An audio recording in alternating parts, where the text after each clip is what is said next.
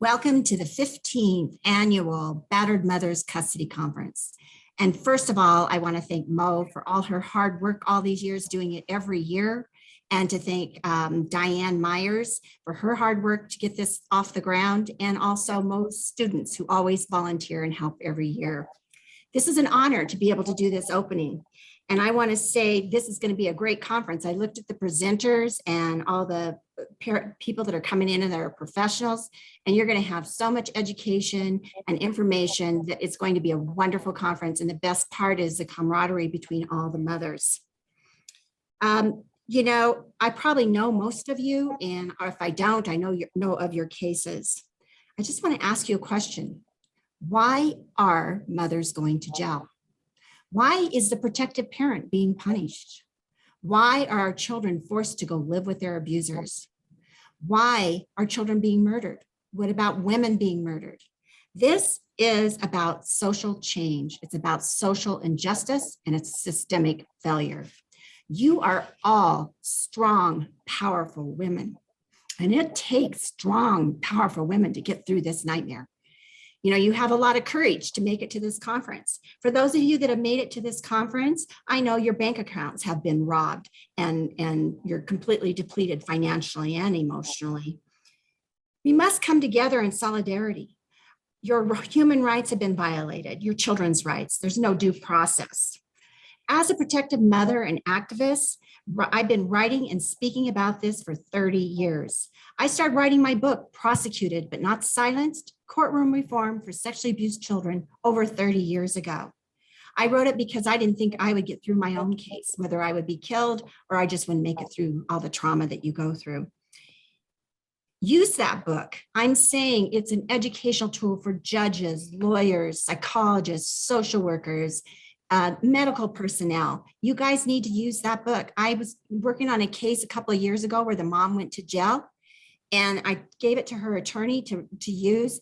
These attorneys can learn from that book, so they didn't caught up in the system with the GALs and the CFIs and the PREs, and they don't see how the system is going to work. So it is beneficial. You know, I hear your battle cries every single day, and my heart aches. It's insurmountable pain, the hearts of your children not being protected, and the possibility of them even being murdered. This is happening in the US and internationally. A mother's first instinct is to protect her child, and when the means and power to do this are stripped unjustly from a mother, there are no words that can describe the constant heartache that is felt as each day passes by. I want to give you some insight. In 1992, I testified before Congress with 10 other mothers from across the nation. I thought I was all alone in this. We didn't have the internet in my day. Each mother that testified could have been me speaking. Just as you know, your case, lots of other mothers connect with the same outcome. I vowed that day to never stop fighting this issue. And believe me, I have never stopped fighting for you and your children. I had a rally in 1993, and this rally was brought together by Joan Pennington, who was a true guru in all this. Back 30 years ago, she understood gender bias. She wrote the hardest custody cases. She did the brief on that. She got this stuff. And she said to me, Maralee, let's have a rally at the Capitol in Denver to bring attention, because I was already getting lots of news media coverage, to bring attention to the other mothers' cases. There were mothers from every single state that came to Colorado at this rally. It was a great grassroots effort. I mean, we had musicians and senators and congressmen, and Louise Armstrong from Kiss Daddy Goodnight, the first book that was put out there on this issue. Gloria Steinem wrote a letter. And I kid you not, Joan Pennington was a domestic violence survivor. She got on the Capitol steps and she said, you know, we don't have, this is like the Civil Rights Act of the 60s. This is the movement of the 90s. And we don't have another 20 years for them to listen to this issue, because it took them 20 years to listen to domestic violence. We're in 2022. Are they listening? So then the next thing she said, you know, first at the center, she started the National Center for Protective Parents. She got her law degree. And she said, at first we start taking a list of mothers. Today we're changing that list. And we're taking a list of judges. And the first judge on that list is going to be Judge Michael Beta, who has sentenced Maralee McLean's child to a lifetime of abuse. And this is for you, Julie, and her fist went in the air. A few minutes later, I was to speak. When I got up to speak, I was so busy planning that rally, which I believe all of you should be doing, is rallies at your state capitals. When I got up to speak, I used a speech that I'd done at DU Law School. I kid you not, my voice, I had a soft, sweet voice, believe it or not. At this point, I had a guttural voice. It was so powerful and so strong. And I believe God was speaking through me. But I spoke like I'd never spoke before, and I've never spoke like that since. But that's what needs to happen. All of you women need to be having these rallies. A couple of years ago, I got asked to speak at, I know a lot of you know about the Court Said, and they're out of England. And Natalie Page started a rally in England last October, right before COVID. And I went to speak and open at that rally. And I kid you not, my tears were streaming because the passion, the movement, the energy, and the fact that the news media was there, and this was women getting this out. Really, here in the US, we're way ahead of them in the fact of PAS, parental alienation, because Richard Gardner was here. He was in my case. So, these guys are just now getting this information. Not that they didn't have child abuse, child sexual abuse, domestic violence. They have all the same things, obviously.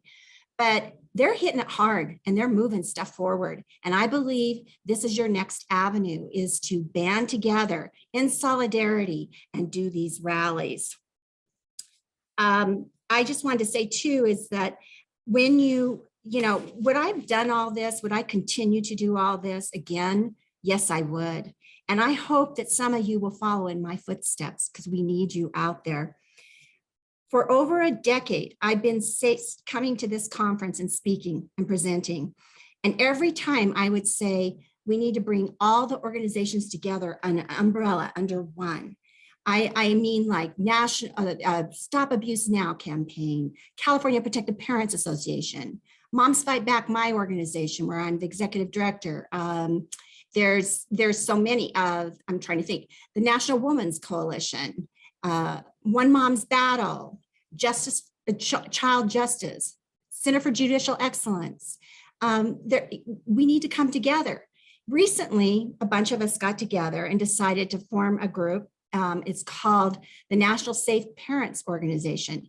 And by doing that, we're trying to pull everyone together so we can go out together with the media. We can go out together with these laws and get stuff done, because you have the father's rights. They stick together.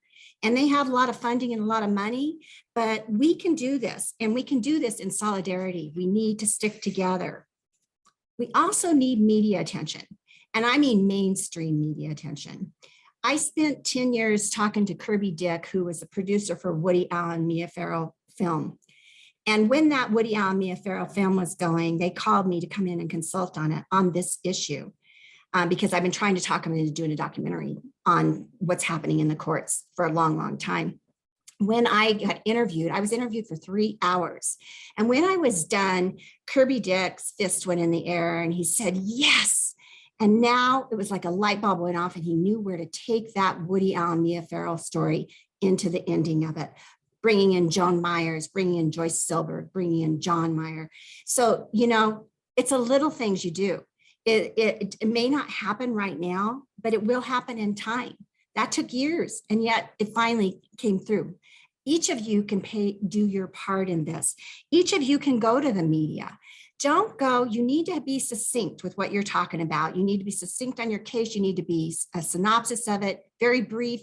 You can't rattle on and on. So be articulate, but you need to hit the media. All of you. And I don't mean right in the middle of your case, but those of you that have lost and that are losing a battle after battle after battle, you have to go to the media. You need to use your voices. Take that small voice out once again, lay it down, and use your voices. I feel the momentum building. Most of the professionals here have written articles, journals, law reviews, books, and I see new articles every day.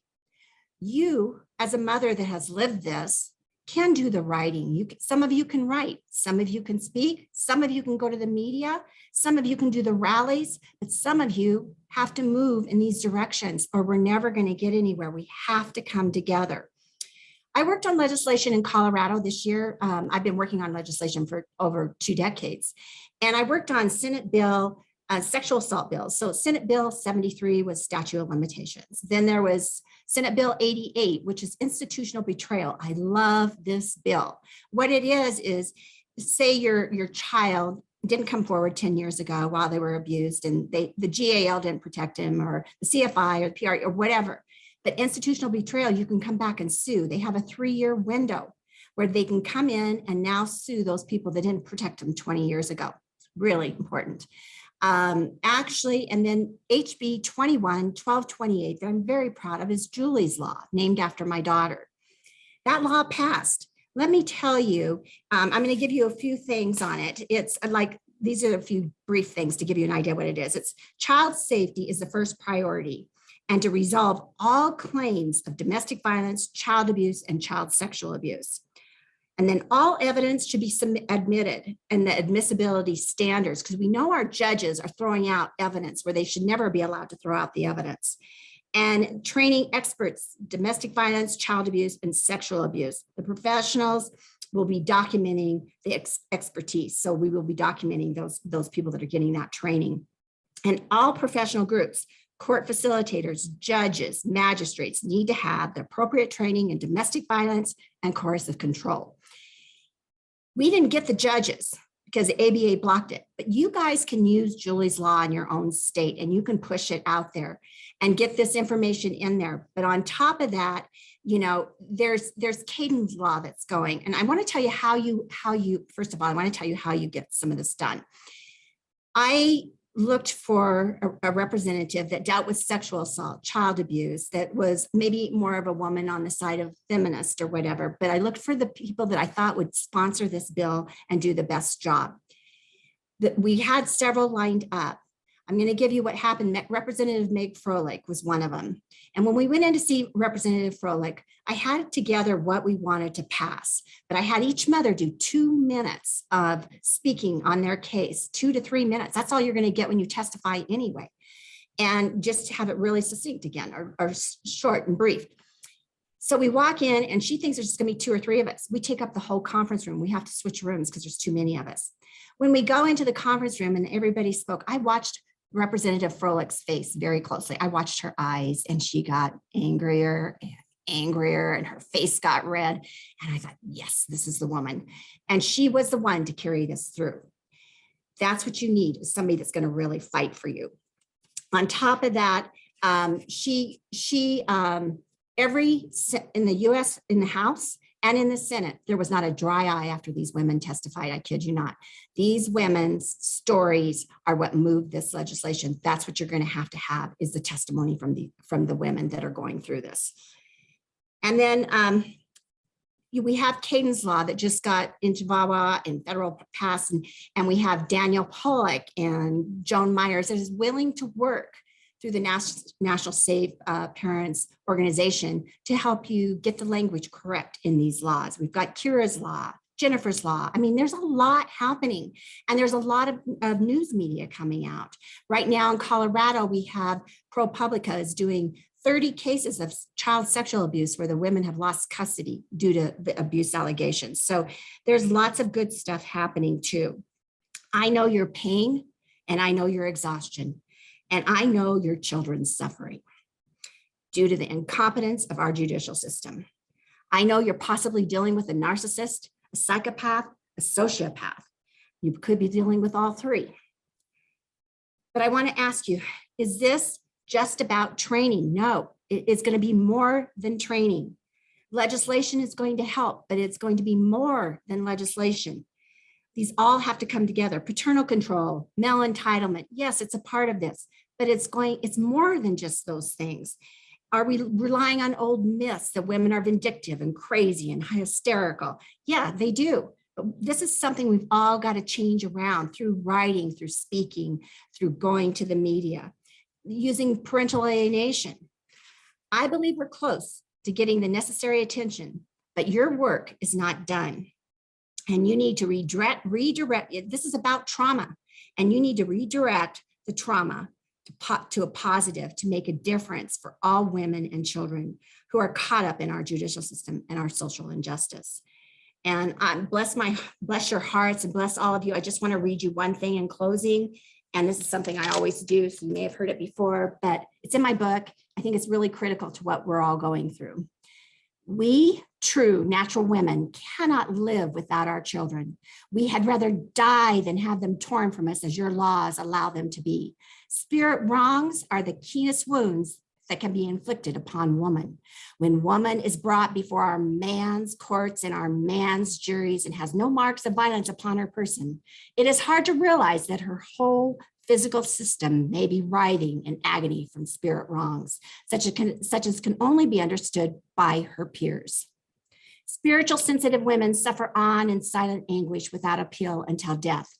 Kindly liberate her from the prison of unappreciated suffering. This was written by Elizabeth Parson Ware in 1864. Solidarity, people. We got to go together. Let's get solidarity. Let's do this together. Bless your hearts. Bless all the professionals that are there at this conference, and bless Mo, and God bless all of you. Thank you.